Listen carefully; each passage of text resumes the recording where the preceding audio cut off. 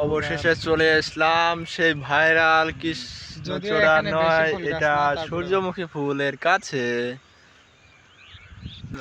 প্রিয় দর্শক, আমরা এখন ফজরের নামাজ পড়ে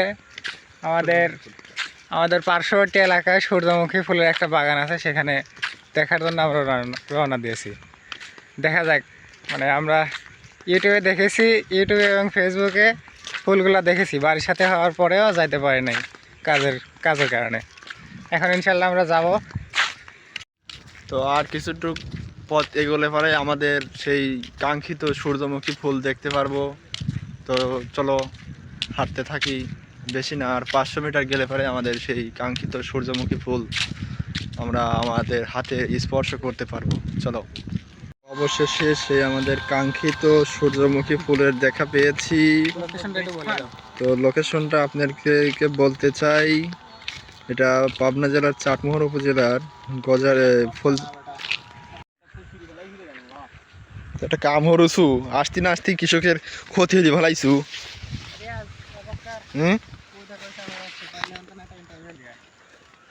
তো তো সূর্যর সাথে সূর্যমুখী ফুল অসাধারণ অসাধারণ অসাধারণ। ওখানে সূর্য, এখানে সূর্যমুখী ফুল, অসাধারণ দেখতেই কেমন যেন অন্যরকম একটা ভালো লাগা কাজ করতেছে। তো দেখো এই ফুলটা ওই সূর্যের দিকে তাকে রয়েছে, অসাধারণ। আমার বন্ধু এখানে একটি গাছের আবিষ্কার করেছে, সূর্যমুখী গাছ। এখানে একসাথে অনেকগুলো গাছ। তো গাছটি দেখে আমি অনেক অবাক হয়েছি, আমার বন্ধু অনেক অবাক হয়েছে, সেই জন্য আমাকে ডেকে নিয়ে আসে, আমাকে দেখালো। তো অবশেষে চলে এলাম সেই বিখ্যাত সূর্যমুখী ফুল গাছের কাছে। তো দেখো কত সুন্দর আমার দিকে চেয়ে রয়েছে, অনেক সুন্দর দেখা যাচ্ছে।